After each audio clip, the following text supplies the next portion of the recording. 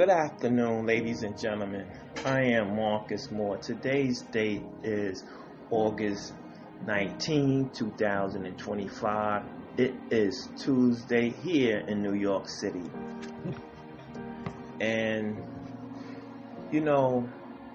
I'm just really disappointed in what's going on with people trying to survive, living in RVs, and just being homeless here around the nation. I'm really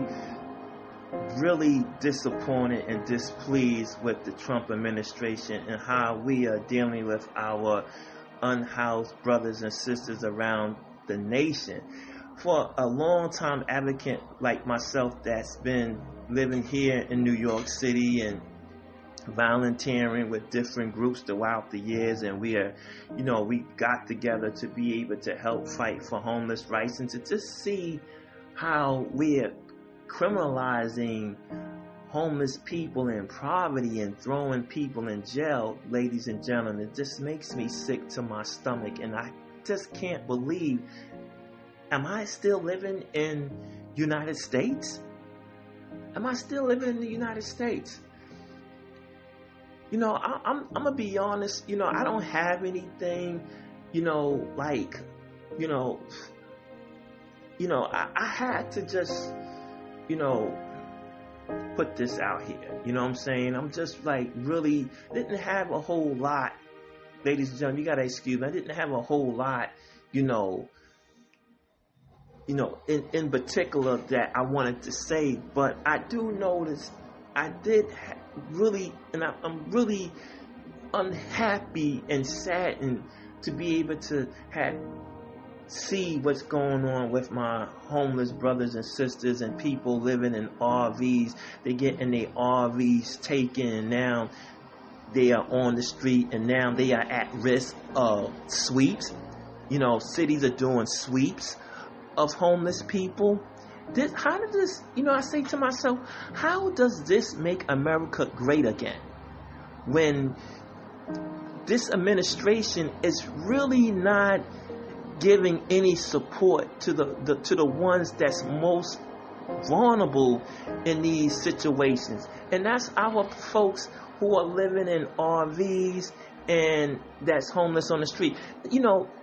This is really interesting because at least if you live in your RVs or your vans or whatever the case might be, that's somewhat of a shelter. But when you're being harassed, that you cannot be in your van or your RV on public land or private land, that's straight up harassment, ladies and gentlemen, and it makes it hard.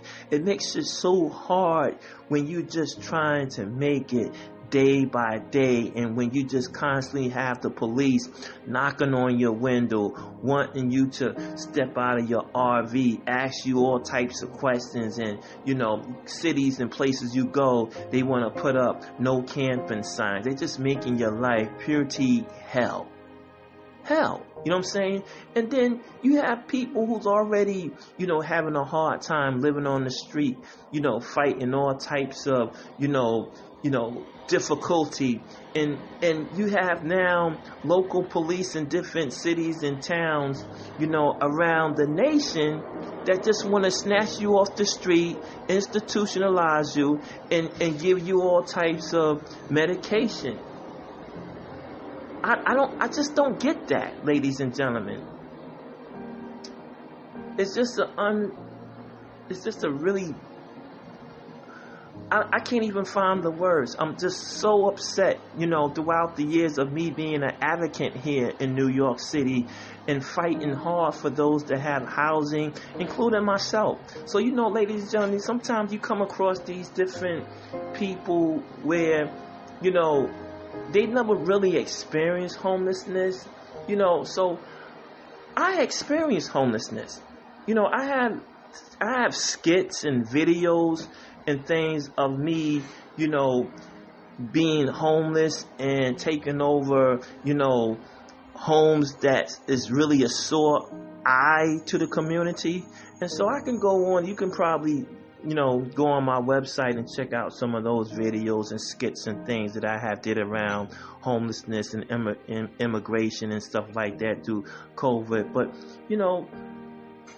I'm just going to conclude by saying, ladies and gentlemen, we have to really find a way to stick together, because things are just getting worse, as they continue to devalue the dollar, right, and attack our principles.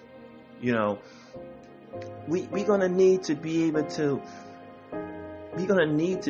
come together in community and depend on ourselves, because the way this administration and this government is right now, it's just really hard to say.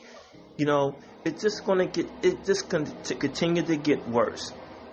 You have people just really frustrating that they're already working 2 and 3 jobs and being lied to that the economy is great. And it's great. Rent is going up, right? New people are falling into the rhythm of homelessness, and this is really disturbing, because to me, who's a long-time housing advocate here in New York City, all I'm seeing now on a bigger picture that's in your face, a revolving door when it comes to homelessness.